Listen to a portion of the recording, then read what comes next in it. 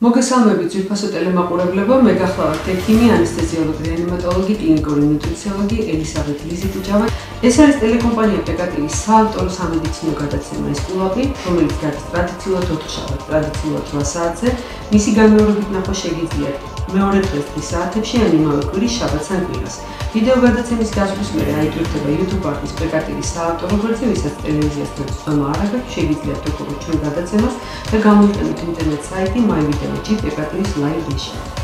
მოგესალმებით კიდევ ერთხელ, დღეს მინდა გადაცვით ჩვენი სტუმარი, ქალბატონი თინა თინკოცაძე. ქალბატონი თინა არის ქართველი ნეირომეცნიერი. ის არის ყველაზე ობიექტური შემფასებელი იმისა თუ რა ხდება სამეცნიერო სამედიცინო დარგში, ასე დავაკონკრეტებდიმე და კლინიკოს მიერ მოწოდებული ინფორმაცია ყოველთვის არის ძალიან აქტუალური გლობალური მასშტაბის და ჩვენ ძალიან ყურადღება გადატანილი გვაქვს ყოველდღიურ პრობლემებზე, ხანდახან რაღაცა პოლიტიკურ გარემოებებზე და ყოველთვის რჩება ყურადღების მიღმა ისეთი მნიშვნელოვანი თემები, როგორიცაა რაღაცა სამედიცინო ინფორმაციები, რომლებიც ვრცელდება, კლინიკა ყოველთვის ჩვენი ინფორმატორია ამის შესახებ, ამიტომ ყოველთვის გირჩევთ ნახოთ მისი გადაცემები და დღეს ძალიან საინტერესო თემა შევარჩიეთ საუბრისთვის.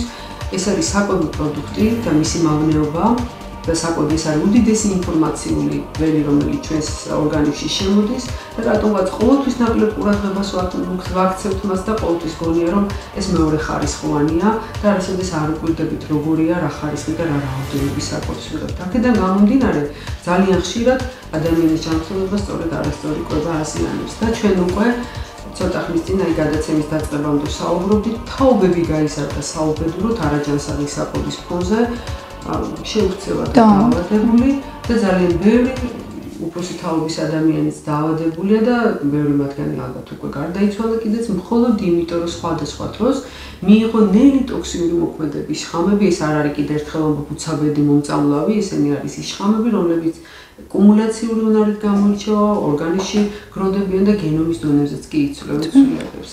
ამიტომაც ძალიან მნიშვნელოვანია, რომ ჩვენ ყოველთვის ვიყოთ ინფორმირებული ასეთ საკვებ პროდუქტებზე და ყოველთვის ვიცოდეთ მსოფლიო ორგანიზაციები როგორ გძალავენ მათ გამოყენებას. პერიოდულად იდება ძალიან დიდი სერიოზული კვლევები რომელიმე მათგანზე და საქართველოს ცოტა გვიან იგებს ხოლმე ამ ყველაფრის შესახებ. სამწუხაროდ შესანიშნავი დრო ეძლევათ არა კეთილსინდისიერ ბიზნესმენებს ეს პროდუქტები საქართველოში ამ აკრძალვის პერიოდში წამოიღონ ძალიან იაფად და ჩვენ მოსახლეობაზე გაიყიდოს. თუმცა რა თქმა უნდა, ამ მხრივ ცოტა უკეთესია დღეს მდგომარეობა, იმიტომ რომ ელემენტარულად ძალიან განვითარდეს ინტერნეტი და ხალხი ინტერნეტით უკვე იძიებს ინფორმაციებს, მაგრამ მაინც ინფორმაციის ვალიდობა სჭირდება თინიკოს შენნაირი მეცნიერის რეკომენდაცია, იმიტომ რომ ყველა ინფორმაცია არ უნდა გადიოდეს ტვინის ფულში, ასე ვთქვათ, ხო? ან თუ გაივლის, უნდა იფილტრებოდეს. და ძალიან ხშირად ზუსტად ბიზნესმენების მიერაც არის ხოლმე შემოგდებული თემა, იმიტომ რომ ერთმანეთს კონკურენცია ძალიან ადვილად გაუწიონ. ამიტომაც დღეს თინიკო მოვიწიეთ და თინიკო მოვიდა ძალიან საინტერესო თემით. ქალბატონი თინა დღეს გვესაუბრება საკვებ პროდუქტებზე, მათ მავნეობაზე და იმ ნივთიერებებზე, რომლებიც საკვებ პროდუქტებში აკრძალულია, მაგრამ საუბედუროდ ჯერ საქართველოში ბანგაშის არის არის. ჩვენ გვინდა ცოტა უფრო ადრე ვამცნოთ ჩვენ მაყურებელს ამის შესახებ, ალბათ მალე მთავრობაც ალაპარაკდება, ალბათ აკრძალვებიც იქნება ამ საკვებ პროდუქტებზე და საღებავებზე, მაგრამ თემა ძალიან აქტუალურია, არ ითმენს, რა თქმა უნდა, იმიტომ რომ ბევრ ამის ეშველება, მაგრამ არის რაღაცა, რასაც ძალიან მნიშვნელოვანია. თინა, მოგესალმებით კიდევ ერთხელ ჩემო კარგო და მინდა რომ რა ვიცი, ვისურვო რომ თქვენთან ერთად ხშირად არ გვიწერდეს ასეთ თემებზე საუბარი და სხვა უფრო ლამაზ თემებზე ვისაუბროთ. კი ბატონო, დიდი მადლობა მოწვევისთვის, ლიზი. მივესალმები ტელემაყურებელს, მადლობას მოვახსენებ ტელეკომპანია პეკატივის იმისათვის, რომ გვაძლევს აი ასეთ აქტუალურ ქვეყნისათვის მტკივნეულ თუ შეიძლება ითქვას და საჭიროებო საკითხებზე საუბრისთვის ეთერს. ნამდვილად ჩვენ თვითონ ერთად ვიყავით მიწვეული ტელეკომპანია ქართულის ეთერში ამ საკითხზე, იმიტომ რომ საკვებ პროდუქტებში მავნე, ასე ვთქვათ, დანამატების, საღებავების და ცალკეული ტოქსინების შემცველობა არის დღეს ის პრობლემა, რომელზეც მთელი მსოფლიო იმაღლებს ხმას და უპირველეს ყოვლისა ძალიან ხშირად ვეხებით დღეს და ხშირად მოყავს მაგალითად ამერიკის შეერთებული შტატები, მაგრამ ვერ გავექცევით იმას, რადგან გარდა ასე ვთქვათ იმისა, რომ ამ ქვეყანაში დამოუკიდებელი სამეცნიერო კვლევებით დასტურდება ეს ყველა ასე ვთქვათ ინფორმაცია, რეალური აკრძალვები თუ განგაშიზარის ამ ქვეყნიდან მოდის, მოდით ვთქვათ, თორე აი თქვენ ბრძანეთ და ნამდვილად ასეა, საქართველოს პრაქტიკულად ასე დროსაც არ იღვიძებს. მეც გეტყვით, კიდე ცდილობს რომ იხეიროს და კი არა უწყოს ფერხულს, ასე ვთქვათ, ფეხი ასეთ ვითარებაში და თუნდაც გამოიყენოს მაგალითი, თუნდაც გამოცდილება იმ ქვეყნებისა, აი სადაც ზრუნავენ, მოდით პირდაპირ ვთქვათ, ხო, თავის მოსახლეობაზე.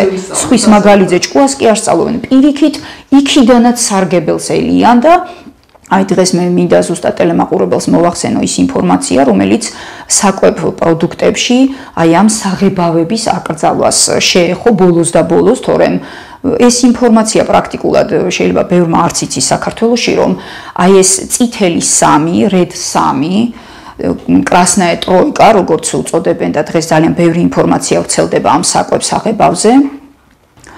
ფაქტიურად კოსმეტოლოგიაში ჯერ კიდევ 1990-იანი წლიდან იყო აკრძალული და ადგილობრივი მოხმარების, ასე ვთქვათ, მედიკამენტებში. მაშინ, როდესაც ეს აიკრძალა, იმ პერიოდში არსებული უკვე სამეცნიერო კვლევების შედეგების, ასე ვთქვათ, განხილვით და შედეგებზე დაყრდნობით, თქვენ წარმოიდგინეთ, იმ პერიოდშიც FDA-მ, რომელიც წარმოადგენს ამერიკის სურსათისა და მედიკამენტების სანიტარული ზედამხედველობის ადმინისტრაციას და რომელსაც პრაქტიკულად ხელეწიფება, ხო, ხარისხის, უსაფრთხოების კონტროლი და შესაბამისად შემდეგ დაშვება ან არ დაშვება ასეთი პროდუქციისა, იმ პერიოდში FDA-მ აი მიუხედავად იმისა, რომ კოსმეტოლოგიაში და კიდევ ერთხელ ვამბობ, ადგილობრივი მოხმარების მედიკამენტებში ეს აკრძალა, დატოვა საკვებ პროდუქტებში და თქვენ წარმოიდგინეთ პერორალურად მისაღებ პრეპარატებში, მათ შორის ხველის საწინააღმდეგო სიროფებში და ასე შემდეგ. და აი საოცრება არის ის, რომ თავად ამერიკის შეერთებულ შტატებში პრაქტიკულად აგერ 30 თითქმის 40 წლის მერე მოუწიათ ისევ და ისევ ამისთვის ბრძოლა ზუსტად იმ ნეირომეცნიერებს, იმ სპეციალისტებს, იმ ორგანიზაციებს, რომლებსაც რეალურად ტკივათ მოსახლეობის ჯანმრთელობის მდგომარეობა და ამ კუთხით სწორედ ამერიკის შეერთებულ შტატებში არის საგანგაშო მდგომარეობა, სიმსივნეების, ასე ვთქვათ, განვითარების სტატისტიკა არნახულ მაჩვენებელს აღწევს, ისევე როგორც ნერვული დარღვევები, სხვადასხვა ქცევითი დარღვევები ახალგაზრდა თაობაში და აი ამან განაპირობა ახალი, ასე ვთქვათ, ჯანდაცვის მინისტრის მოგეხსენებათ რობერტ კენედის ასეთი ძალისხმევა ამის წინააღმდეგ და ბრძოლა და რამდენიმე კიდე ორგანიზაციის. ახლა მინდა გაიგოს ტელემაყურებელმა, რომ აი ეს კონკრეტულად საღებავი red 3, რომელიც არის გამოცხადებული პირველი ჯგუფის, პირველი კლასის კანცეროგენად და რომელიც ვირთაგვებში დადასტურებულია, რომ იწვევს სიმსივნეს, თქვენ წარმოიდგინეთ, საკმარისი არ აღმოჩნდა ეს ინფორმაცია იმისათვის, რომ FDA-ის ის საკვებ პროდუქტებში, ასე ვთქვათ, აეკრძალა და 2025 წლის იანვარში საბოლოოდ მიაღწიეს, თუ შეიძლება ითქვას და რამხელა წარმოიდგინეთ, რამდენი წელი გავიდა და ესე მარტივი არ იყო ესეც, აი მინდა გაიგოს ტელემაყურებელმა, ჯერ ერთი მინდა ვაჩვენოთ ჩვენს ტელემაყურებელს ვიდეო, სადაც სენატორი ტუბერვილი FDA-ის კომისრის მოადგილეს ჯიმ ჯონს, როგორ ეპაექრება, უმტკიცებს, ასე ვთქვათ, ესაუბრება იმის თაობაზე, რომ რატომ მოხდა მთელი აი ამ 30 წლის განმავლობაში ამ კანცეროგენის საკვებ პროდუქტებში, ასე ვთქვათ, დაშვება და ამ 30 წლის განმავლობაშიც მიუხედავად იმისა, რომ ის აკრძალული იყო, ვთქვათ, კოსმეტიკურ საშუალებებში, რატომ წამლავდნენ მასებს, თაობებს და რატომ გამოიწვიეს ამდენი დაავადება ადამიანებში. აი ამ ვიდეოში ეს უტიფარი კომისარის მოადგილე ჯიმ ჯონსი ეუბნება, რომ მიმართავს ამ სენატორ ტუბერვილს, რომ ჩვენო საკმარისი კვლევებიო არ ქონდა ადამიანებთან მიმართებაში. შეიძლება ვირთაგვებზე და ცხოველებზე იქნაო ეს ნაჩვენები, მაგრამ ბოლო 10 წლის განმავლობაში განსაკუთრებით არანაირი ახალი კვლევაო არ იქნა ამ კუთხით დადასტურებული, არ იქნა დამატებული და ცოტა ამან შეგვაფერხაო. თქვენ წარმოიდგინეთ და ეს მაშინ, როდესაც არაერთი კვლევა ნამდვილად, არაერთი ცნობილი მეცნიერის, აი მე გეტყვით მილერმა და მისმა გუნდმა დადო ძალიან საინტერესო 27 კლინიკური კვლევის ანალიზი, აღარ არის საუბარი შერიფა სულთანაზე, რომელსაც აქვს სტატიაში სქემატურად ასახული, რომელი საღებავი, რომელი ორგანოს სიმსივნო პათოლოგიასთან კორელირებს და სტატისტიკური ანალიზი. თინა აქ კიდე ერთი საინტერესო დეტალია, აი როგორც ახლა ტუბერკულოზზე საუბრობდით, რამდენად ვიცი ამ დოქტრინის მიერ რაც ტუბერკულოზმა ჩამოაყალიბა, მიუხედავად ყველაფრისა, შეღავათის პერიოდი აქვს მიცემული იმისა, რომ ამოიღონ. ანუ ეს მიუხედავად მასშტაბისა, რაც ადამიანმა ანახა ამერიკას, სრულიად ამერიკას, ერთ მომენტიანად ამ საკვები პროდუქტების ამოღება ან არ მოხერხდა, ან ვერ მოხერხდა. კი ბატონო, აი მთელი უბედურება ეგა. იმაზე დიდი ეკონომიური ზარალი იქნებოდა. კი ბატონო, და აი თქვენ წარმოიდგინეთ მიუხედავად იმისა, რომ ოფიციალურად უკვე FDA-მ აკრძალა ეს და ასე ვთქვათ, ალაგმა თუ შეიძლება ითქვას, ამ საღებავის გამოყენება გამოაცხადა, ხო, გამოცხადებული ისედაც იყო, აქ ლაპარაკია აკრძალვაზე, ხო? 2027 წლამდე მიეცათ ვადა, თქვენ წარმოიდგინეთ და საკვე პროდუქტებში ეს მაინც ასე ვთქვათ 2027 წლამდე იქნება გამოყენებული. პრაქტიკულად 2 წლიანი და მედიკამენტებისთვის 2028 წლამდე თქვენ წარმოიდგინეთ ხელის საწინააღმდეგო სიროფებში და პერორალურად მისაღებ პრეპარატებში უფლება აქვთ ასე ვთქვათ ფარმაცევტულ წარმოებას. აი ყველა ვადა ჯერ ალბათ იმის ამოწურვის და მე დღეს აი ექსპერტები იცით განგაშტეხენ ლიზი რომ აი ის ჯერ როგორც თქვენ ბრძანებთ მიეცათ ვადა ესე იგი ამ მარაგის ალბათ მაინც გამოყენების თორე ძალიან უცნაური ალბათ ტელემაყურებელსაც გაუკვირდება და მეც როცა ვეცნობოდი ამ ინფორმაციებს აი ჩემთვის გაოცებას იწევს ჩემში ის რომ თუ ეს აიკრძალა და აღიარებულია რატო არ შეიძლება ის მეორე დღესვე აიკრძალოს და 2 და 3 წლიანი ინტერვალი კიდე რატო უნდა მიეცეს თუნდაც კვების ინდუსტრიაში დასაქმებულ ფირმას და თუნდაც ფარმაცევტული წარმოების ამა თუ იმ კომპანიას ხომ მაგრამ ნუ აქ ზუსტად აი რასაც თქვენ ბრძანებთ რომ ეს ბიზნესის და მოგების ასე ერთბაშად დაკარგვის თავიდან არიდებისთვის არის გამიზნული და მეორე საშიშროება ლიზი რასაც სხვა ქვეყნის წარმომადგენლები ასე ვთქვათ უფრთხიან და იცით აი ამ სენატორთან ინტერვიუში ეს მაგალითადაც მოყავს რომ ევროპაში რამდენიმე საღებავი იცით რომ აქამდეც აკრძალული იყო აი ლაპარაკია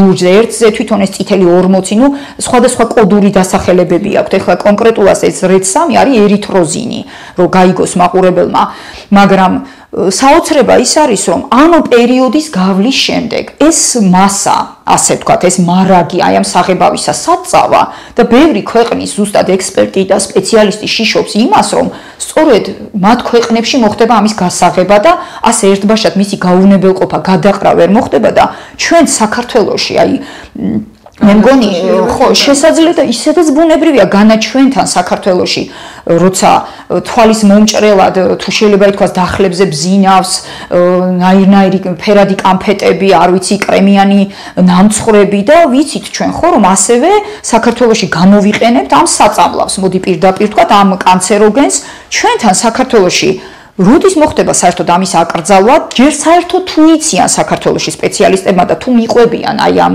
თუ შეიძლება ითქვას სიახლეს ხო მოდი ასე ვთქვათ თორე მე აქვე მოგახსენებთ დასავლეთ ვირჯინია არის ის შტატი რომელმაც მასშტაბურად აკრძალა ყველა სახის საღებავის გამოყენება საკონდიტროდ თუ სხვა ასე ვთქვათ წარმოებაში და ხელოვნურ რა თქმა უნდა ეს ეხება სინთეტურ საღებავებს რომლებიც ნავთობპროდუქტების პრაქტიკულად ის არის შედეგი და ხო ნუ საფუძველზე შექმნილი და 11 შტატი კიდევ აპირებს საკანონმდებლო დონეზე ამ პრობლემის ატანას და მიიჩნევენ აი ამ 11 ახლა აღარ აქვს მნიშვნელობა ამ შტატების ჩამოთვლას რომ ეს იქნება ყველაზე მნიშვნელოვანი კანონ პროექტი რომელიც მათი ქვეყნის ასე ვთქვათ საზოგადოების ჯანმრთელობისთვის იქნება გამიზნული. ერთი საინტერესო კვლევა წავიკითხე ამ თემასთან დაკავშირებით აი იანვარში ეს სკანდალი ატყდა. ერთ-ერთმა მეცნიერმა სამწუხაროდ გვარი არ მახსოვს დაწერა ესეთი საინტერესო ინფორმაცია, როდესაც მე გავაკეთე შეხვედრავა და აი ამ თემაზე ვისაუბრეო, მშობლებთან მქონდა ესეთი ღია შეხვედრა თურმე აუდიტორია მისმენდა შეწუხებული სახითო. მაგრამ როდესაც მე ეკრანზე გამოვიტანე კონკრეტული პროდუქტები, რომელთა შემცველობაში იყო ეს საღებავები და მათ ნახე სახელწოდებებით ეკრანზე, მე დავინახე ამ მშობლების თვალებში შიში და შოკიო. რატომ? იმიტომ რომ მათ იცნეს ის საკვები, რასაც მათი შვილი ხმა. ამიტომაც იცით, ეხლა ჩვენც ვსაუბრობთ ამ მაყურებელს კიდე ერთი დეტალი უნდა გავუმარტოთ. ეს საკვები პროდუქტებია, რომელიც თინიკომ კაი სიტყვათა სასაქონლო სახეს აძლევს პროდუქტებს. კამფეტებში, კარამელიზებებში. უამრავ კრემებში, რომლებსაც დღეს მილიონობით ნამცხვარში მივირთმევთ, ხო? წითლში მათ შორის აი ძალიან ლამაზი ვარდისფერი დადგენილია ცნობილი ექსპერიმენტი ნუტრიციოლოგიაში, როდესაც მოხარშეს ორი სასოისი დამზადებული ტრადიციული რეცეპტით ნატურალურ ხორცზე და მეორე უამრავ ემულგატორითა და საღებავებით შეფერადებული და საზოგადოების პრაქტიკულად 100%-მა აირჩია მეორე, იმიტომ რომ მას მეტი სასაქონლო შეხედულება ჰქონდა. და მას ხარშვის დროს გაბერდა მოცულობაში, ისეთი ფუმფულა გასწოდა და ესეთი გაუშვა კიდე წითელი ფერი. აქედან გამომდინარე, ამ საღებავებში ღებავენ მეცაც გეტყვით, თევსაც კი, რომელიც მხოლოდ იმიტომ რომ გახდეს წითელი თევზი და გახდეს სხვადასხვა მეთოდიკით არის და ეს პროდუქტები ნახეთ როგორ არის მე ერთი რამე მინდა კიდე მაყურებელს უთხრა ძირითადად მონოპროდუქტებისგან შემდგარ საკვებში არ ხდება. ეს არის პოლიპროდუქტებისგან დამზადებულ საკვებში და არ არის გამორიცხული რომ წარმოებელმა თინიკომ ძალიან კაი დეტალი თქვა რომელმაც საქართველოში დაამზადა დაუშვათ კარამელი ან ნამცხვარი და გონია რომ მან რაღაცა საღებავი იყიდა არც კი ფიქრობს კი ხდება იმაზე თუ რა გამოიყენა საკვებად. აქედან გამომდინარე ამას უდიდესი მნიშვნელობა აქვს და აი როდესაც ჩვენ აღდგომის პერიოდში კვერცხებს ვღებავთ ლამაზად ხო ფერებად იქაც კი არსებობს კვლევა რომელიც გვეუბნება რომ აი ის კათოლიკურ ეკლესიებში რელიგიაში მოგახსენებათ სხვადასხვა ფერად იღებება ჩვენთან ძირითადად ენდროს საღებავებით და ხალხის ხელოვნურსაც იყენებს ზოგი მაინც და იმიტომ რომ ლამაზი შეხედა თურმე კვერცხის ნაჭუჭით კი გადის. რა თქმა უნდა. და თქვენ ახლა ნახავთ როცა კვერცხი იღებება, ანუ ეს პრობლემა რაზეც ახლა თინა საუბრობს ძალიან ახლოა. დღეს შეიძლება ჩვენს მაცივარში წდევს. რა თქმა უნდა, რა თქმა უნდა. გამომდინარე, ჩვენთვის მთავარი ახლა არის კონკრეტული ცნობადობა, რომ ყველა მაყურებელმა გაიგოს, რომ ესეთი პროდუქტები ჩვენ დახცევთ. არა მარტო, მიცით რა ის არგუმენტი, რომ მე ცეხვს და კონსერვს არ ჭამ. მაგრამ ჩვენ წამთ სხვა. ხო, სამწუხაროდ, მაგრამ ეხლა მონათლებში საკვებზე ყველაზე მთავარი წამლებში ძალიან ხშირად. აი, მედიკამენტებშიც. პირველ რიგში არ უნდა გახდეს შიშისა და ისტერიის საფუძველი, ეს კიდე მეორე პრობლემა იქნება, ხო მართალია? განსაკუთრებით იმ მედიკამენტებში, რომლებიც დამატებულებს შეიცავენ და სიროპის სახით და საწუწნიაბების სახით არის ბავშვებისთვის გამზადებული კი და მოწოდებული. სამწუხაროდ საკვები, ბუნებრივი საკვები ძალიან ხშირად მისი თერმული დამუშავების დროს ან ასე შემდეგ იმ ლამაზ ფერს კარგავს ხოლმე და ამიტომაც წვენებში და ნამცხვებში ჭარხას და სტაფილოს კი აღარ იყენებენ, უკვე ცდილობენ რომ აი ესეთი საღებავები ჩაამტო, რომელიც ერთი პინწგანიც კი საკმარისია რომ მთელი კრემი შეიღებოს. კი, რა თქმა უნდა, ლიზი, მაგრამ რა რაოდენობით იყენებს მე თვითონ ის საკონდიტრო წარმოება, ეს ხო ცალკე საკითხია. ის თემა ნახეთ იმკე შენ ერთი ძალიან საინტერესო დეტალი თქვი, პროდუქტები დაავადებული რა მეთოდი მოწამლული ასე ვთქვათ, მაგრამ იდე არსებობს ნედლეული. თუ ჩვენ ავგზავნოთ კონკრეტული სახეობის დავუშვათ კამფეტის შოკოლადის შემოტანას, ჩვენ უნდა ავგზავნოთ ასე რა თქმა უნდა იმ საღებავების, იმ კრემების, რა თქმა უნდა, საღებავების უნდა ავკრძალოთ ლიზი ახლა. ასევე ის პროდუქტები და წამლები, რომლებიც შეიცავენ, ანუ ეს მოითხოვს იცით როგორ შრომას, დეტალურად ეტიკეტების მიხედვით გავლას. ეს თავისთავად, მაგრამ აი მარტივად ვთქვათ, პირველ ეტაპზე მე მაგალითად ვისურვებდი და ამაში ძალიან ბევრი კოლეგა, ბევრი ნეიროფიზიოლოგი დამეთანხმა, როცა ჩვენ ეს თემა ასე ვთქვათ გავშალეთ იმსჯელეთ, აი ქონდა პატარა შეკრება ჩემს ასოციაციაშიც. პირდაპირ გეტყვით, ძალიან მარტივი და პირველი ნაბიჯი იქნება ზუსტად იმ საღებავების იდენტიფიკაცია არ შემოშვება საზღვარზე, იმიტომ რომ ეს დიდი ხანია ცნობილია და მეც გეტყვით 86 წლიდან მოყოლებული, აი ტარტრაზინი მაგალითად ყვითელი საღებავი, ხო, კიდევ უფრო დიდი ისტორიის მქონეა, თუ შეიძლება ითქვას და ჩიფსების ინდუსტრიამ ძალიან მოგვიანებით დაიწყო მისი გამოყენება. მაშინ როცა ბევრ სხვა ასე ვთქვათ პროდუქტში ეს გამოიყენებოდა და ძალიან დიდ საშიშროებას ქმნიდა, აი როცა ბძანეთ რომ არ უნდა იყოს ეს ისტერიის მიზეზი და აუდიტორიისთვის რა უფრო შთამბეჭდავი. აი მე გეტყვით, როდესაც სტენფორდის უნივერსიტეტის მეცნიერებმა დადეს კვლევა, ტარტრაზინი დააწვეთეს ვირთაგვების კანს და იმდენად გაფერმკრთალდა ვირთაგვების კანი, რომ კანქვეშა ესე იგი სისხლძარღვანი ქსელიც ხო გამოისახა და შინაგანი ორგანოების ხილვადობაც კი გახდა შესაძლებელი. ეს სტადია ვიზუალიზაციის მეთოდი ხა ითინა რა ეს უთად ნეიროფიზიოლოგია ხო მართალია იმ ადამიანებსაც ვისაც ეს ინფორმაცია მიაწოდეს სტენფორდმა თვალხილულად ანახა შეკითხვა. კი ბატონო, და მე გეტყვით და ვაჩვენოთ მოდი ეკრანზე ჩვენს მაყურებელს ჯერ ერთი სტატია, რომელიც სტენფორდის უნივერსიტეტის მკვლევარებმა დადეს და ის სლაიდი, ასე ვთქვათ, ჩაუშვეს თავიანთ სტატიაში და შემდეგ აი ამ მკვლევაზე დაყრდნობით უკვე სპეციალისტებმა შექმნეს, ასე ვთქვათ, მოდელირებული ვიდეო რგოლი, რომლითაც ფაქტიურად, ანტირეკლამა გაუკეთეს ერთ-ერთი სახის გეტყვით ჩიტოს პროდუქციას, იმიტომ რომ აი დორიტოსის და ჩიტოს ჩიფსებში მასობრივად გამოიყენება ეს ტარტრაზინი, ასე ვთქვათ, უცხოეთის ქვეყნებში და შექმნეს სქემატური ვიდეო რგოლი, სადაც დაწყვეტების შემთხვევაში რა მოსდის, ხედავთ აგერ თქვენ თვითონ ეკრანზე ამ ვირთაგოის კანს და თქვენ წარმოიდგინეთ პარალელია მერე გავლებული, რა ემართება ამ საღებავის მიღების შემთხვევაში, წარმოიდგინეთ ალბათ ადამიანის ორგანიზმს, ხო? ადამიანის კანზე არ აწვეთებენ, მაგრამ როცა ადამიანი ამას იღებს და მის კუჭნაწლავის ტრაქტში ხდება ეს, თქვენ წარმოიდგინეთ რას პროცესები მიმდინარეობს. ადამიანებს უყვართ ჩიფსები, ეს უნდა გავითვალისწინოთ ალბათ, ხო? კი ბატონო, აი ძირითადად პატარა ბავშვებზეა საუბარი და საქმეც ამაშია, რომ როდესაც ქვეყანას არ აინტერესებს თავისი მოზარდი თაობა, მისი ჯანმრთელობა, აღარ არის საუბარი მომავალ თაობაზე, იმიტომ რომ ძალიან ბევრია ეს ქიმიური, ასე ვთქვათ, დანამატი ცნობილია, რომ გადის პლაცენტარულ ბარიერს და გარკვეული სახის იმ ქცევით დარღვევებს და დღეს ბევრი ნეირომეცნიერი საუბრობს, რომ აი ეს აუტისტური სპექტრის დარღვევები და ყურადღების, ასე ვთქვათ, დეფიციტის და ეს ჰიპერაქტივობის სინდრომის გაღრმავება ხშირ შემთხვევაში ამ მავნე ნივთიერებებთან არის საკვებ დანამატებთან შეჭიდული. ამიტომ ეს ძალიან აქტუალური საკითხია და ჩვენთანაც საკანონმდებლო დონეზე უნდა იქნას, იცით, ეს პრობლემა ელემენტარულად აყვანილი და მე პირდაპირ გეტყვით, უნდა იყოს აკრძალული მისი შემოტანა, თორე დღეს შენ მერე საკონდიტრო თუ ასე ვთქვათ, სხვა სახის წარმოებას და მის მფლობელს ვეღარ მოსთხოვ, მერე რომ ის არ იყიდოს, ან რა დოზით ჩაუშვას იმ კრემში თუ კამფეტში, ამის კონტროლი არის ძალიან ძნელი. მარტივია ის, რომ შენ ეს აკრძალო, არ შემოუშვა, მით უმეტეს რომ დღეს არსებობს მაგალითი აგერ მსოფლიოს ასეთი დონის ქვეყნების პრაქტიკა უკვე გამოცდილება და მეც გეტყვით, აქ გული არ შესტკივათ, ლიზი. აი უბედურება რაშია, იცით? მე გეტყვით, როდესაც FDA-მა აი ეს და სენატების დონეზე და სენატორების განხილვის დონეზე ავიდა ეს საქმე ამერიკის შეერთებულ შტატებში, იმიტომ რომ ამერიკის შეერთებულ შტატებში არის ასეთი საზოგადოებრივი ინტერესების მეცნიერების ცენტრი. Center for Science in the Public Interest, აი ესეთი ცენტრია, რომლის, ასე ვთქვათ, ინიციატივით, რომელსაც შემდეგ შეუერთდა 23 დამოუკიდებელი ორგანიზაცია, იმათმა წარადგინეს პეტიცია FDA-ში და კატეგორიულად მოსთხოვეს, რომ ეს საღებავები ავკრძალოთ. პიტერ ლური, რომელიც არის დირექტორი აი ამ ცენტრისა, პირდაპირ, ასე ვთქვათ, მიმართავდა ოფიციალური წერილი გაუმზადა FDA-ის პრეზიდენტს და მიმართა, რომ თუ ტუჩ საცხში იყო ეს აკრძალული და აკრძალეთ თავის დროზე, რატომ დატოვეთ კამფეტებში? აი პირდაპირ ასეთი, ასე ვთქვათ, წერილი გაუგზავნა შეარცხვინა, თუ შეიძლება ითქვას და დაადანაშაულა კიდე ამ ყველაფრის გაჭიანურებაში და მიმაღწიეს, თქვენ წარმოიდგინეთ, ამ პეტიციით, ამ განხილვებით, სენატის დონეზე. აქ საქართველოში თუ ეს ასევე არ გახდა მტკივნეული თემა და არ აიტაცა, არ ვიცი, ხელისუფლებამ, იგივე ჯანდაცვის სამინისტრო, მოდი პირდაპირ გავიგოთ, იმ ინსტანციებმა, ვინც უნდა იყოს დაკავებული ადამიანების ჯანმრთელობაზე ზრუნვით, ვინც ამას არ გაითავისებს, არ შეწუხდება ამ პრობლემით, ეს პრობლემა, რო იტყვიან, სხვანაირად მოგვარებული ვერ იქნება და ვერ მოგვარდება.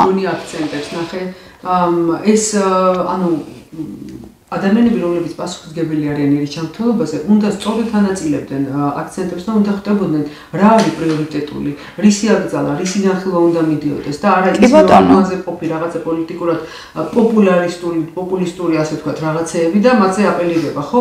ეხლა პირველ რიგში პრობლემა არის საკვები პროდუქტის მავნეობა და მავნეობაზე ყოფნა. რა თქმა უნდა, იმიტომ რომ ყველაფერი ამაზე დავიდა და დღეს იმდენი ინფორმაცია. ლაპარაკობთ, რომ ხელი შეუწყოთ ადგილობრივ, ჩვენ ვამბობთ ჯანსაღ ადგილობრივ პროდუქტებს და არა ისეთ პროდუქტებს დავუშვათ, რომელიც ახლა იაფად იყიდის საზღვარგარეთ რაღაცა ნედლეულს და შემოიტანს და ადგილობრივ საწამლავს დაამზადებს, ხო მართალია? ამიტომაც მე ვფიქრობ, რომ ეს უნდა იყოს სახელმწიფო რანგში აყვანილი თემა. და აი აქ უნდა იყოს ძალიან მჭიდრო კოლაბორაცია იგივე ექიმების, იგივე მთავრობის, იმიტომ რომ რაღაცა ტონები ჩვენგანაც უნდა მიდიოდეს. კი ბატონო. მე მგონია, რომ ჩვენც ვცოდავთ.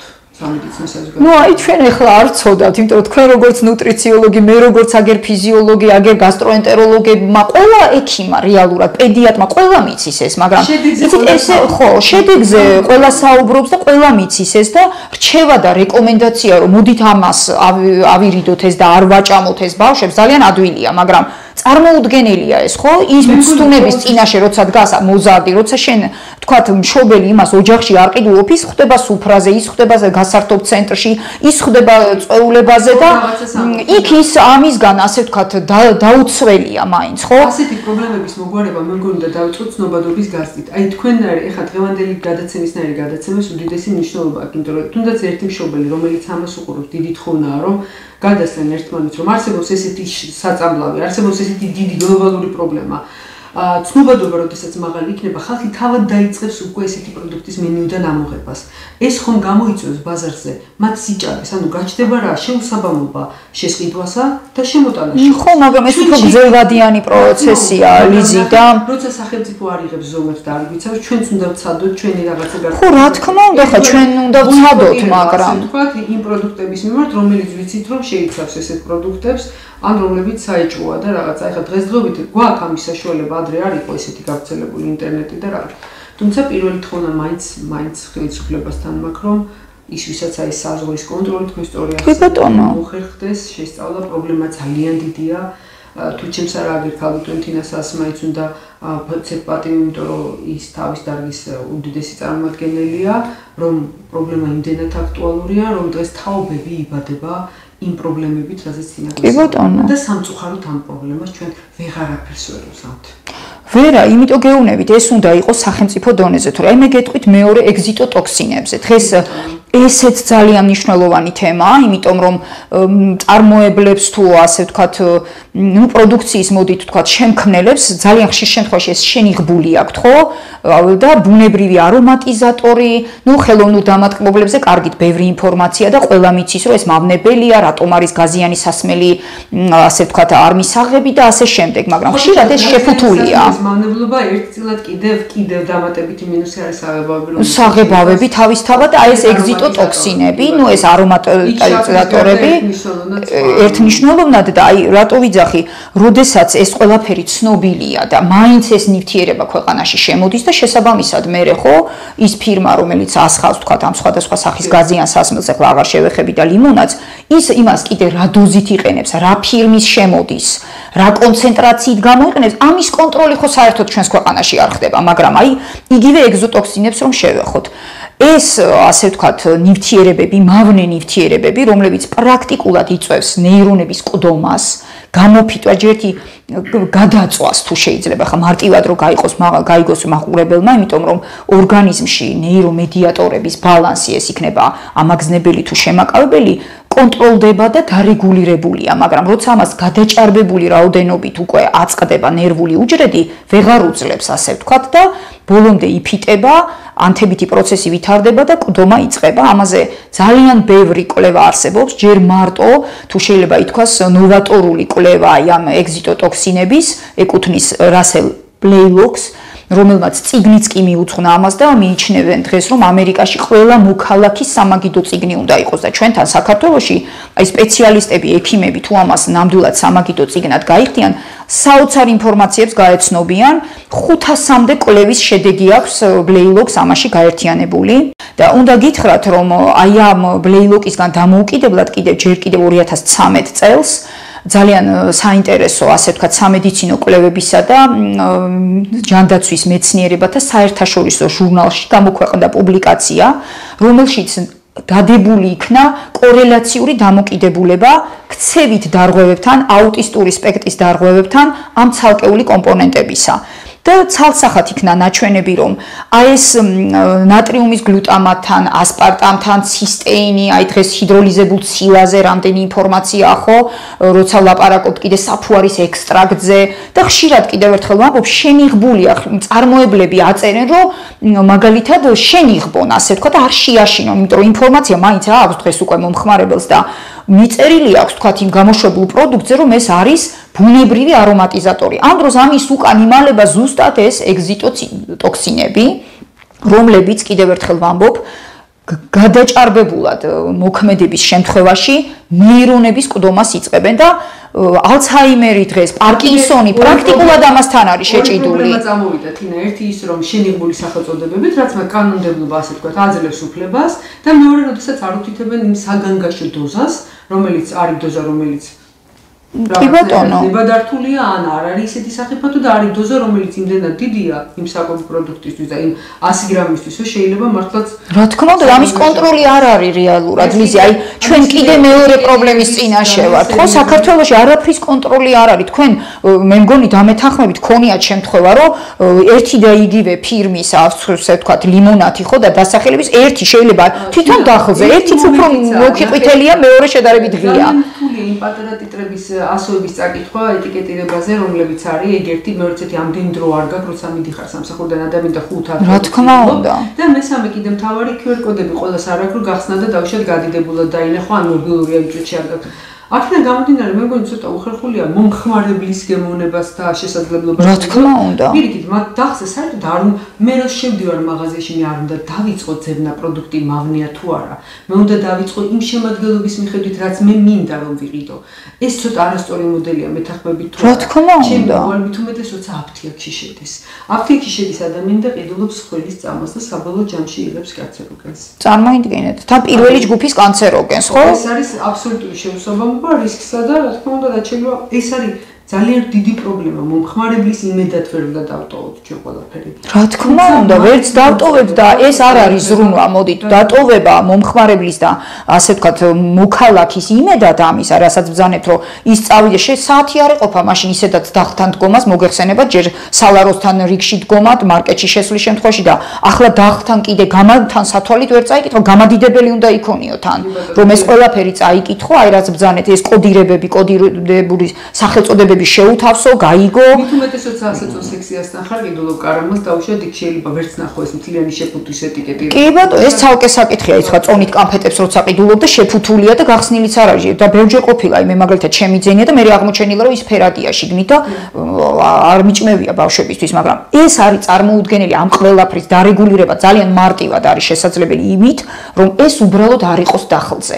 ეს პროდუქცია, რომელიც არის სავსე კანცეროგენებით, რომელიც უკვე დადასტურებულია, რომელიც აკრძალულია ბევრ ქვეყანაში, ევროპის ქვეყნებში, ამერიკის შეერთებულ შტატებში, ჩვენაირ ქვეყნებზე გასაღებად, ასე ვთქვათ, ქვეყნებში რატომ უნდა იყოს გადაჭარბები და შეიძლება ფასდაკლებებითაც. ერთი მომენტი, თუმცა მე გითხრა როგორც დედის პოზიციიდან წარმოვიდგინე დედის პოზიცია, რომელიც უსმენს ჩვენ გადაცემას და ამბობს ესეთ ლეგიტიმურ რაღაც კითხვას გვისვამს, ხო? რომ მას არ აქვს ესეთი სამედიცინო განათლება, არ უნდა რომ შვილი დააკომპლექსოს აი ამ სიტყვას კი ბატონო. და დაუბნება ჩემი ვაჟი, რომელიც 14 წლისაა, მეგობრებთან ურთიერთობს, იცი რა მე კი ვეუბნები, მაგრამ უწევს იმ გარემოში მაინც იმ ჩიფსის შეცმაც. აუცილებლად. ის დაყოლებაზე და ასე შემდეგ და ასე შემდეგ. აქედან გამომდინარე ძალიან რთულია ხა ჩვენ ესე მართლა ბავშვს ვერ დავაკომპლექსებ და ვერ ვეტყვით რომ ლიმონათი არ დალიონ, კამფეტი არ მიირთვენ, ჩიფსი არ ჭამენ, ეს ყველაფერი მავნია არ ქნა. ეს ძალიან ძნელია. აქ კიდე ერთი პრობლემაა, რომ საკვები და არ არის სწორად ორგანიზებული სკოლებში, არ არის ბარებში სწორი კვება, სკოლებთან არ უნდა იყიდებოდეს აუცილებლად. მით უმეტეს სკოლის ბუფეტებზე იმედია აკრძალულია და აღარ აქვს საღეჭ რეზინებთან და ხო, რა ის საღეჭი რეზინები არ ვახსენეთ, საღეჭ რეზინებშიც იგივე პრობლემაა. სამებავები, რომლებიც ძალიან დიდი რაოდენობით ღეჭავენ ბავშვები, ძალიან ხანგრძლივად ეს კიდე ცალკე პრობლემაა სხვათა შორის, იმიტომ რომ ნებისმიერი საღეჭი რეზინის წარმოებელი გვეუბნება ლეგიტიმურად, რომ ვადა, იმიტომ რომ ის მე იხსნება და ასე შემდეგ სხვადასხვა პროდუქტებად დეგრადირდება. მაგრამ პრობლემა მაინც იმაშია, მაინც იმ მანკერწრესთან მოვედით თინა, რომ ჩვენ შევძლებთ რაღაც წილად, მაგრამ სულად ვერ დავიცავთ ჩვენ თაობას. ჩვენ აქ გვჭირდება მთავარი. აუცილებლად და ჩვენი მიზანი ხა რეალურად დღევანდელი გადაცემისაც არის ის, რომ შესაბამის ინსტანციას მიეწოდოს ხმა და იმან შემოკრას განგაში ზარი. აი როგორც მოწინავე ქვეყნებში დღეს და ხა არ მინდა ძალიან ასე ვთქვათ ატაცებულია ეს თემა, მაგრამ თუ ჩართული ამერიკის შეერთებული შტატები და იგივე კენედი რო კვლავ გააჯანსაღოს ამერიკის იცით ამ მაჰას პროგრამის შესახებ, როდის უნდა გახდეს საქართველოში და შევიდეს პროგრამა ძალაში, რომ კვლავ გავხადოს ჯანსაღი ქართველი თაობა და საქართველოს მოსახლეობა. ხო შეიძლება ამაზე ვიღაცა მიფიქროს, ვიღაცა მიდარდოს და შესაბამისი ღონისძიებები და ნაბიჯები გადადგას. ძალიან კაი იქნება თინა თუ აი ესეთი ინიციატივა იქნება ნუტრიციოლოგები, ქართველი ნეირომეცნიერები დავსდებით დიეტებს ქართულ პოპულაციაზე მორგებულ შემოგვიშვათ. ამას უდიდესი მნიშვნელობა აქვს, იმიტომ რომ აბსოლუტური უმეტესობა არის მორგებული არა ქართულ პოპულაციაზე, არა ქართულ გენომთან, არა ქართული პროდუქტებით, მეცაც გეტყვით. ამას უნდა გაქართულება არა მარტო ლიტერატურულ ენაზე, არა, რა თქმა უნდა. და პლუს ყველაზე მთავარი, რატომ ვახსენეთ ინას და რატომ თქვენი ქართული მენტალობა ცოტა სხვანაირია, სხვანაირი კვების კულტურა გვაქვს, სხვანაირი მიმღებლობა ესეთი ინფორმაციის, ზუსტად თინასნაირი ქართულ, ასე ვთქვათ, სოციუმში გაზრდილი ადამიანის და მისი, რომელიც ყველაზე კარგად იცნობს, აზრი არის ყველაზე ვალიდური, იმიტომ რომ თინა შენ ყველაზე მეტად შეგიძლია ურჩიო, როგორ უნდა მივაწოდოთ ინფორმაცია მომხმარებელს, როგორ უნდა გავაკეთოთ ეს პროცესი. ხო, რა თქმა უნდა, აქაც იცით რა, აი, აქაც უნდა ჩატარდეს, ალბათ გადმოქართულდეს ის ვიდეო რგოლები, შეიქმნას, აი როგორც ბრძანეთ, ხო, ექიმის სპეციალისტების ჩართულობით. ეს ვიდეო რგოლები ხო საკმაოდ დიდი თანხები იხარჯება. საკმაოდ, რა თქმა უნდა, იმიტომ ამას რეალურად ვერც ექიმთა გუნდი, ვერც აი დამოუკიდებელი ორგანიზაციები ხო და ჯერ ერთი მოდით ავიღოთ და ვთქვათ ისიც რომ ასეთი ორგანიზაციების დაფინანსება ზუსტად არ ხდება. შენ ვერ მოიპოვებ ვერც გრანტს ამ სასიკეთო საქმისთვის და ეხლა ენთუზიაზმის დონეზე ერთეული ადამიანები არიან, ვინც ცდილობენ ხო რომ ეს გადასცენ, მოაგვარონ, მაგრამ ამას სხვა მუშაობა, სხვა ბრძოლა სჭირდება და ყველაზე მარტივი იქნება ეს მაინც აიკრძალოს, საკანონმდებლო დონეზე იქნას ეს რო იტყვიან განხილული, აკრძალული და დაცული იქნას ამით მოზარდი თაობა, ყველა ნებისმიერი ადამიანი, არა მარტო მოზარდი, ის რო ზრდასრულიც იღებს და კიდეც ცალკეული პათოლოგიების მსხვერპლი ხდება ასაკში, ხო შეიძლება მასაც შეუზღუდოთ რო იტყვიან ამის მიღება და ეს შესაძლებელი იქნება მხოლოდ თუ ამის ნება იქნება ქვეყანაში და იმედია რომ საქართველოში სხვა პრობლემებითაც დაკავდებიან. აი რეალურად მოსახლეობის ჯანმრთელობაზე ზრუნვით და იმ ასე ვთქვათ საკვების კონტროლით, რასაც აწვდიან და არა საკუთარი ჯიბეების გამდიდრებით. დღეს საქართველოს ეს იგი ერთგვარი ხაბია, სადაც ესეთი ისრებივით მოდის ესეთი პროდუქტები და ესეთი ნივთიერებები, რომლებიც უკვე იმად ბაზარზე არ არის უნარიანი რომ გაიყიდოს და რა თქმა უნდა ჩვენ ასე ვთქვათ მეტნაკლებად დაუცველ და მაღალი მიმღეობის ქვეყანა. ჩვენი ქვეყანა ვართ, სადაც სახელმწიფო რო აგიგზავნოს, შენ მაინც შეიძლება იგივე ხელმისაწვდომია. განათლება, ასე ვთქვათ ცნობადობის გაზრდის კუთხით გულისხმობ და სახელმწიფო ბერკეტები იქნება პირველი ალბათ და ყველაზე სწორი ფორმულა იმისგან რომ იქნათ დაცული ესეთი რაღაცების. არც უნდა შემოვიტანოთ და ჩვენც უნდა გავხდეთ მზად რომ არ მივიღოთ ესენი. და კიდევ ერთი მომენტი, ალბათ უნდა ხელი შეუწყოთ, რაზეც ვისაუბროთ ქართულ მეცნიერებს, ექიმებს. ჩვენ მე და თინას გვაქვს ძალიან საინტერესო თემა ერთი ქართულ ღვინოსთან დაკავშირებით, რომელზეც აუცილებლად ვისაუბრებთ. და მის სარგებლიანობაზე იგივე რესვერატორიდან დაწყებული ქართულ საკვებ პროდუქტებზე. ეს ძალიან საინტერესო თემა, ძალიან სიღრმისეული თემა, მაგრამ იმისთვის ჩვენ ამაზე ვისაუბროთ და საუბრის მერე ცოტა შორს წავიდეთ, ჩვენ გვჭირდება მე არ ვიტყოდი სპონსორი, თანამოაზრეებს ვიტყოდი მათ. ანუ ადამიანები, ვინც შეიძლება ჩვენ დავეხმაროთ სხვა მწარმოებელს, რომ დაალაგოს ძალიან მოგებიანი და კარგი წარმოება, იმიტომ რომ გაითვალისწინოს თინიკოს, ჩემით და სხვები ჩვენაირი ადამიანები კიდე საბედნიერო ვარ. კი, აი მოგეხსენებათ ბატონი თენგიზ ჯალიაშვილი, ცნობილი აკადემიკოსი თავისი გუნდით ის პრაქტიკულად ბუნებრივი აი ამ საღებავებით ჩანაცვლებას ითხოვს და თანამშრომლობს და აი ზუსტად მე როგორც ვიცი წერილიც გაუგზავნა რობერტ კენედის მოამზადა პაკეტი და ეს თუ შეიძლება ითქვას ქვეყნის გამდიდრების წყაროც იქნება მომავალში თუ ქვეყანა თავის რესურსს, თავის ბიოლოგიურ რესურსს გამოიყენებს ბუნებრივს და რაც მთავარია კონკურენციას გაუწევს მე იმ სინთეტური საღებავების ჩანაცვლებას თუ მოახდენენ ქართული ასე ვთქვათ პროდუქტებით.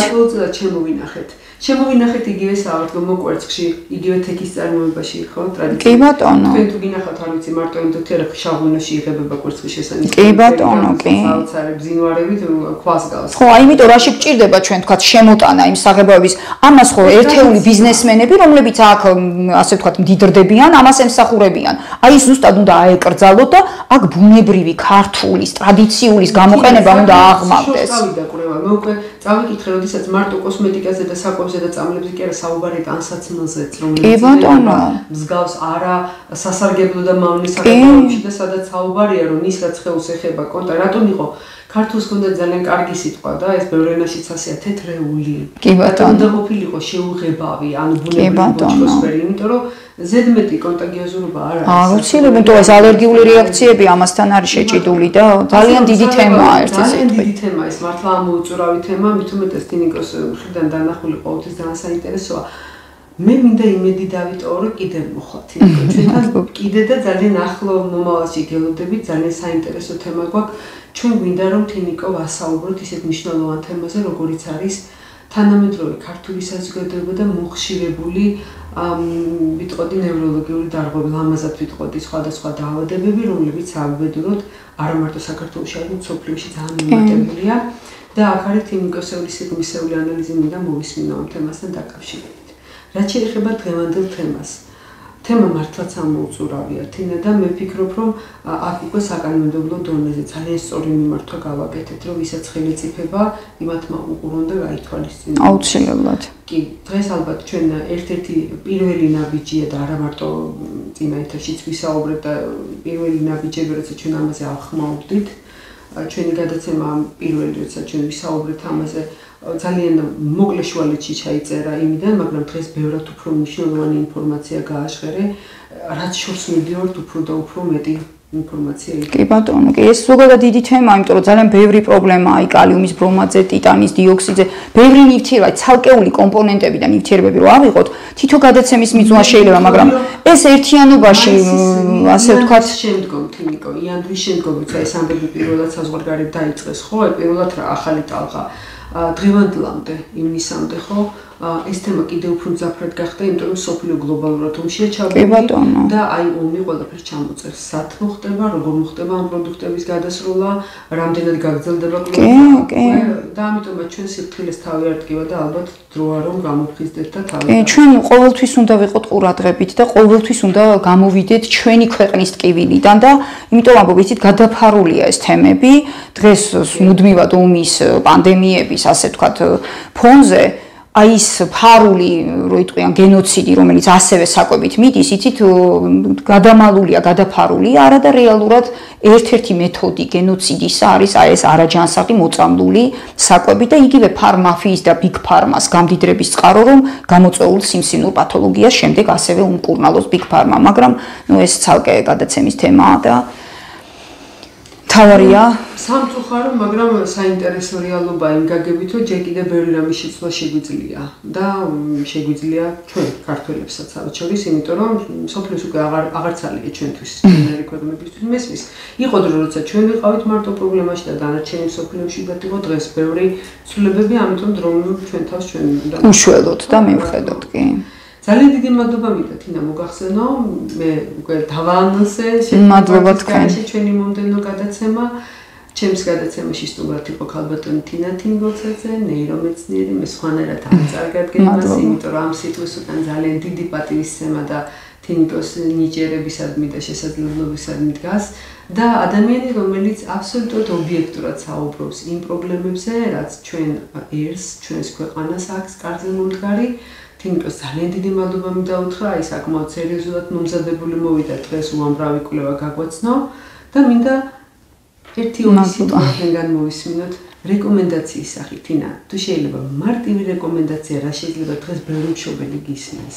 კი, მარტივი რეკომენდაცია არის ის, რომ რაც შეღებილია, არანაირად არ უნდა მიიღონ, არ უნდა აჭამონ ბავშვებს, რაც ლამაზია და შეღებილია, რა თქმა უნდა აკრძალონ ეს გაზიანი სასმელები, იმიტომ რომ გაზიანი სასმელები არის ცალკე თუ შეიძლება ითქვას კომპლექსი ყველაზე მავნე ნივთიერებების გაერთიანებისა, დაწყებული კიდევ ამბობ სტაბილიზატორით, საღებავით, ხელოვნური დამატკბობლით, აი ამ ეგზიტოტოქსინებით და აირით, რომელიც ასე ვთქვათ, ყველაზე დიდი რაოდენობით არის და რომელსაც ყველაზე დიდი რაოდენობით იღებს კიდე ორგანიზმი ერთბაშად, აღარ არის საუბარი იმ განსაკუთრებული ნივთიერებებით, რომელიც დამოკიდებულებას იწვევს და აძლიერებს და დომას, ასე ვთქვათ, კიდე უფრო ამძაფრებს და ქრონიკულად შეიძლება ითქვას, მან კი ერიწრე ითვლება სვამ და კიდე გინდა ერთგვარ ხო მიჯაჭულობას.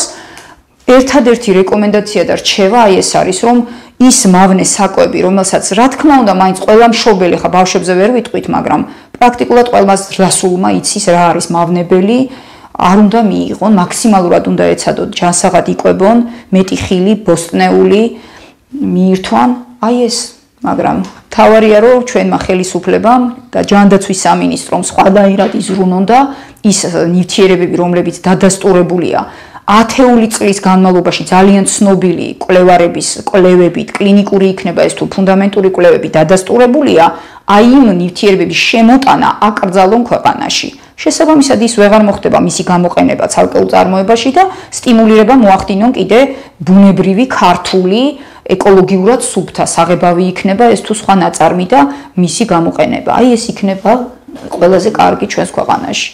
ასე დავიცავთ ქვეყანას. ინა სხვათა შორის ძალიან ლამაზად დღებას ბუნებრივი საღებავებით საკვებსაც, მით უმეტეს რა თქმა უნდა, რა მცხოვრებსაც. მე და შენ თლადის თაობა არა ვარ, ჩვენ წინა თაობა უფრო იყენებდა ბუნებრივ საღებავზე და სხვათა შორის ძალიან ლამაზი და ფერადი გამოდიოდა, კი. ძალიან დიდი მადლობა მინდა ყველას მოგახსენოთ და ვისურვებდი რომ ძალიან მალე აი ეს ტალღა ჯანსაღი ტალღა აზროვნი საქართველოში შემოვიდეს და საქართველოს გაითვალისწინოს. მადლობა. მადლობა თქვენ მოწვევისთვის. ჯანმრთელობას გისურვებთ.